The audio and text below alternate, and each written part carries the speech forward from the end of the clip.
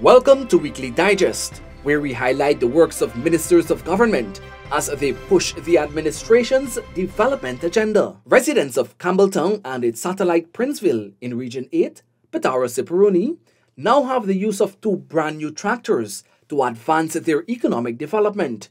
Minister of Amerindian Affairs Pauline Sukai traveled to the village and handed over the keys to Tushao and the senior councillor.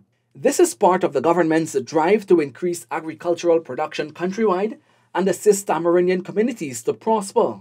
Minister Sukai highlighted that the vehicles will aid in the economic upliftment of the village and its satellite. Some 155 residents of Region 9 will benefit from Lifeskill programs through the Board of Industrial Training, BIT.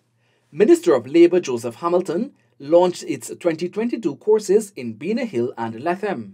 The government I represent, we don't think we do any special favor for you with doing things like we're doing today. Launching of this program and having you train. We believe that we have a duty and a responsibility to give service to the people of Guyana wherever they live. And that is a commitment we made. Government welcomes the discovery of oil at yet another 2 wells by U.S. oil giant ExxonMobil, which will further translate into a better living standard for Guyanese. ExxonMobil earlier this week announced the discovery of commercial quantity of oil at its Seabob and Kiru Kiru wells. With these 2 discoveries, the oil find of ExxonMobil has increased to 7 so far for 2022. This adds to the already discovered 11 billion barrels of oil in Guyana and will also increase production. This obviously would lead to our long-term plan of having 10 FPSOs by next 10 years.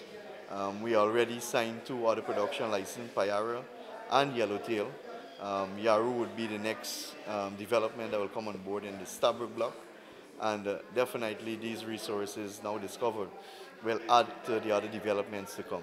So it's something that the government of Guyana welcomes, and we look forward for even more positive results as we continue exploration activities offshore Guyana. The US $2 billion agreement signed between Guyana and the US Exim Bank will have transformational impacts on Guyana. Senior Minister in the Office of the President with responsibility for finance, Dr. Ashni Singh, said the country will benefit from direct loans and medium and long-term guarantees to finance U.S. exports to Guyana for projects. His statement follows the signing of the historic agreement between the government of Guyana and the Export-Import Bank of the United States in Washington, D.C. Infrastructure, energy, water and sanitation, and food security are some of the areas of focus. So the sheer scale and magnitude of it, $2 billion is of course by no means a small amount of money. $2 billion is at a scale that could really have significant and lasting transformational impacts. And so government is moving apace with its commitment to provide free fertilizer to rice farmers nationwide to observe the rising worldwide costs for the key farming commodity.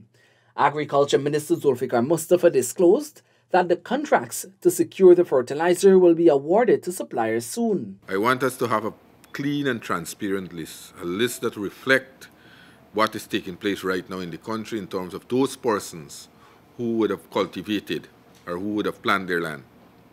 Now, to date, we have just about 168,000 acres that were sown.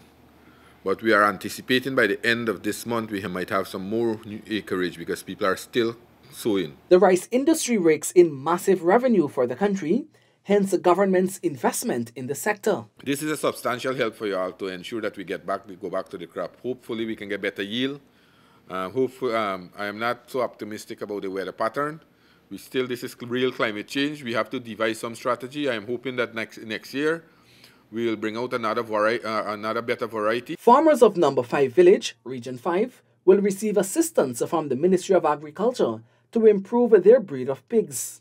The commitment was made by Minister Mustafa after he was made aware of some of the challenges facing farmers in the community. So, yeah, we can do the artificial insemination too, which will help you, free of cost, so that you can get better breeds. So what I will do, I'll ask Dr. Waldron to put together a program for me to look at with all the pig farmers in this community.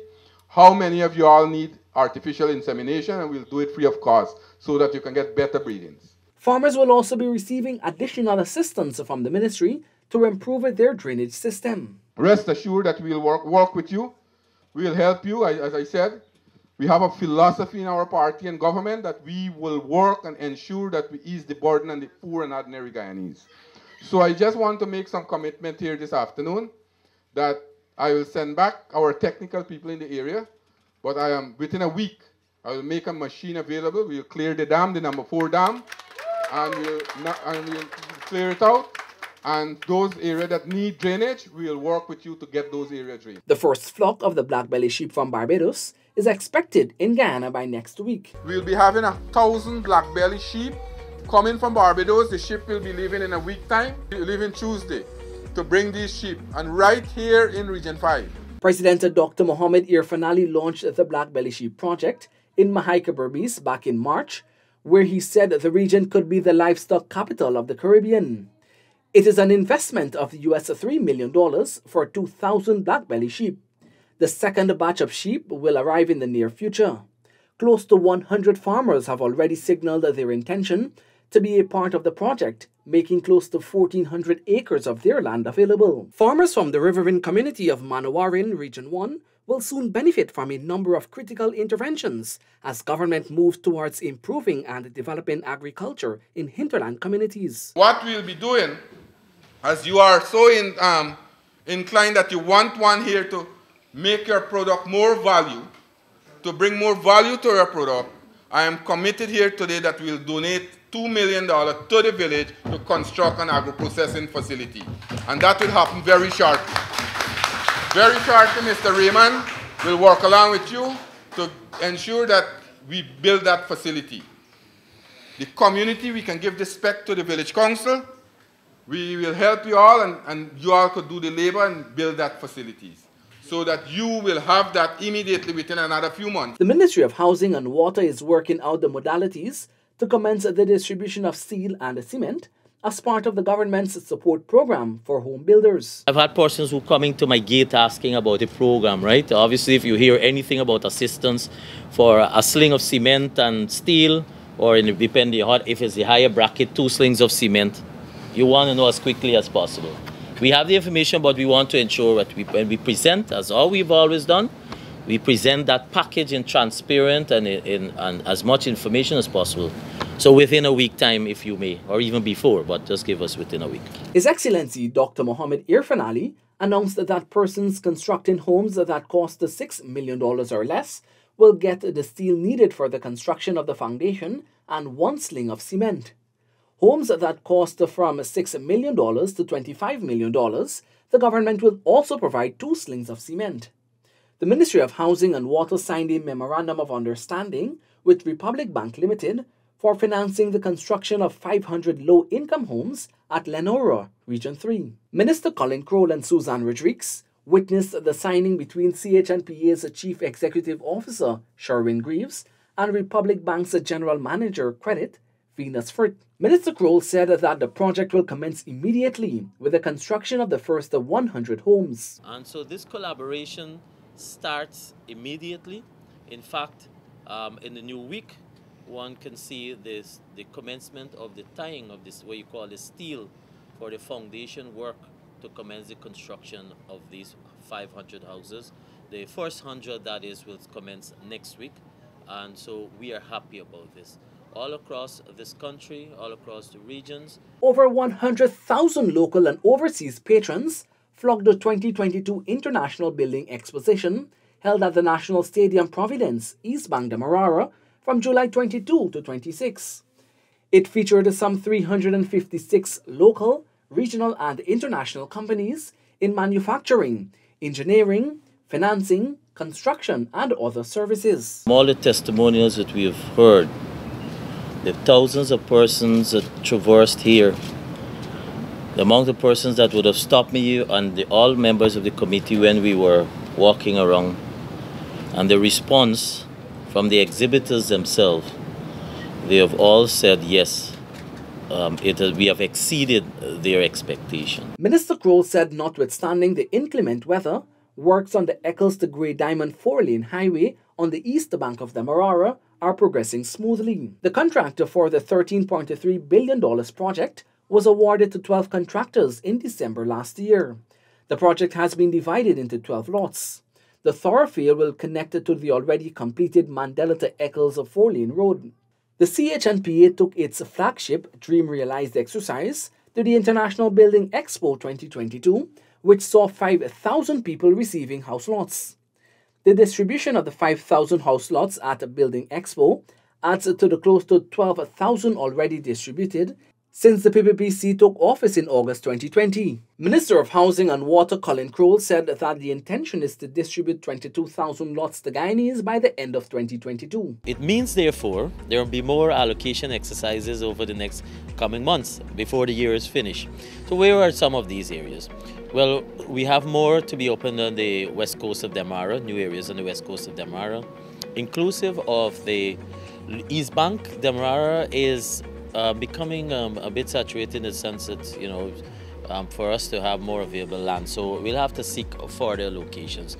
East coast of Demerara is one area persons can look forward to. We only allocating here right now to non-Perel enterprise. But I can tell the east coast of Demerara, other locations such as, for example, let me give a snippet. You have Luzignan, Success, etc. will be coming under us for future allocations. Government is pursuing more convictions for persons involved in trafficking in persons, even as the country maintains its Tier 1 ranking in the latest U.S. State Department Trafficking in Persons report. Minister of Human Services and Social Security, Dr. Vindhya Prasad, said government has been working to ensure services are provided and has been going the extra mile to make sure persons are held accountable for their actions. Let us try to see if we can have more conviction. This is the one thing that we need to work the hardest in. Because when people are trafficked and when they're removed from that situation, there is a level of fear. There is a level of insecurity and uncertainty that exists within them. Government continues to implement programs to empower women and girls with the introduction of the Women Innovation and Investment Network, WIN Phase 2. The free technical and vocational program is expected to be launched early August to foster empowerment and financial stability among women. We are hoping that by the end of July, early August, we can get something started. The reason that we are taking so long is not that we are not ready, it's because of the sheer numbers that we are dealing with of applicants. And it's not just, you turn up. It's getting people in their virtual classroom spaces, it's getting people in a physical space for that kind of training. So it's a lot of things that have to be put in place to make sure that the experience is a good one. Persons verified to receive public assistance from January to June this year will be able to uplift their booklets by next month. January to June, books have been exhausted because we have had so many applications. So we would have had to reprint books.